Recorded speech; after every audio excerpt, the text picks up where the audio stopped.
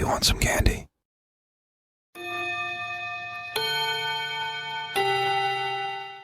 I work as a math teacher in a small-town high school, and among my students, there was an unusual boy named Tommy. He was always silent, never engaging in conversation, and preferred to keep to himself. Despite his lack of social interaction, he consistently aced all of his tests. One day, driven by curiosity, I attempted to strike up a conversation with Tommy. However, he briskly walked away without uttering a single word, exuding an icy demeanor that left me unsettled. Determined to learn more about him, I decided to reach out to his parents. To my surprise, the school records contained no contact information for them. Initially dismissing it as a clerical error, I couldn't shake the mysterious aura surrounding Tommy. Intrigued, I began asking around town about him, only to receive the same response from everyone. I encountered blank stares and confessions of not knowing him or his family. During a visit to a local diner, Bernice, a longtime resident known for her sharp memory, overheard me discussing Tommy. She motioned me over with a concerned look on her face. According to Bernice, there had indeed been a Tommy fitting the description who once lived in town. However, he tragically died in a car crash 15 years ago. A chill ran down my spine. Was it possible that my student was a ghost? The following day at school, I approached Tommy with a lump of fear in my throat. Maintaining my distance, I observed him appearing entirely normal, effortlessly acing his math test. The sense of normalcy only heightened my unease. Digging through the disorganized old school records, I eventually stumbled upon a yearbook from 15 years ago. There was Tommy, looking identical, with the caption under his picture reading, "In loving memory of Tommy, who left us too soon."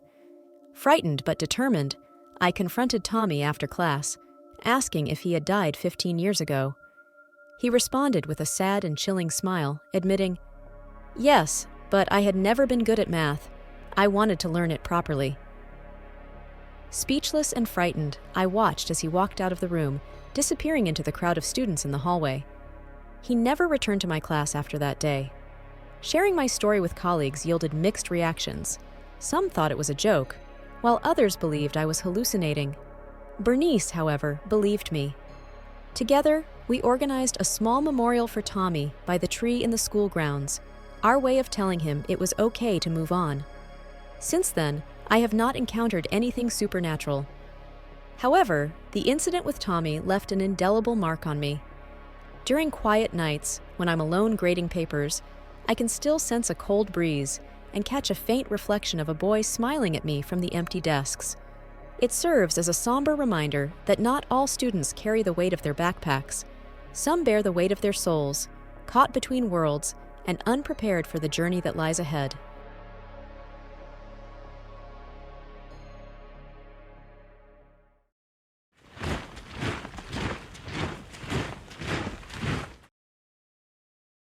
This is a story passed down through the family regarding my late grandfather Joseph. Although he never personally shared this story with me, his firstborn son, my uncle, recounted the experience, one that put his own life in jeopardy. During the 1960s, Granddad Joseph worked in the railway department, which afforded him the privilege of accommodation in the department's married quarters for 5 years. A dedicated sportsman, he transitioned from rugby to bodybuilding and martial arts. In his 40s, Granddad was a fearless, outspoken individual, while Grandma, the calm and efficient housewife, managed the household with typical 1960s grace. Life in the married quarters progressed smoothly for a few months. Their backyard opened into a small woodland, starting with a line of banana trees about 50 feet from the house. In the evenings, Granddad, a non-drinker, enjoyed a smoke on the porch, relishing the cool breeze from the woodland before tucking my then 6 or 7-year-old uncle into bed. However, an unsettling occurrence disrupted their tranquility. A wild boar would emerge from behind the banana trees, fixating on the house for a few minutes. Strangely, there were no reports of wildlife in the area, and the railway department hadn't warned them about potential threats. Despite Granddad's attempts to chase it away, the boar persisted, staring at the house every night. As weeks passed, A change in the routine unnerved Granddad further. The boar would appear, retreat into the woods, and the banana trees would shake violently.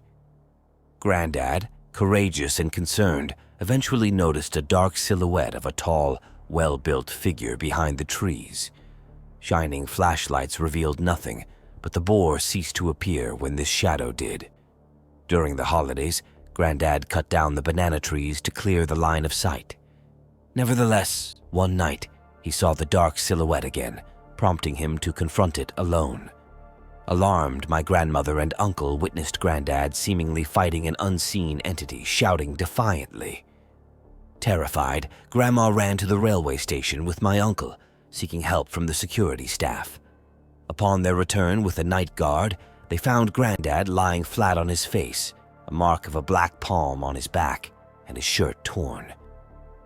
Rushed to a nearby medical center, Granddad warned my uncle never to go to the backyard alone, even during the day. Upon recovery, he promptly handed over the married quarter and left with the family. According to Granddad, he encountered a demonic entity known in Sri Lanka as Mahasona. This entity, once a renowned warrior during the era of great kings, fell into sin and depravity, leading to his demise. Resurrected by a witch with a bear's head, Mahasona rode a wild boar into battle and relished bathing in the blood of the innocent. The entity demanded my uncle's blood, but Granddad, furious and brave, fought against it, eventually dodging its lethal palm strike. Granddad, who passed away later, got a tattoo of the demonic entity on his back, showcasing his bravery linked to the tale of his encounter with the supernatural.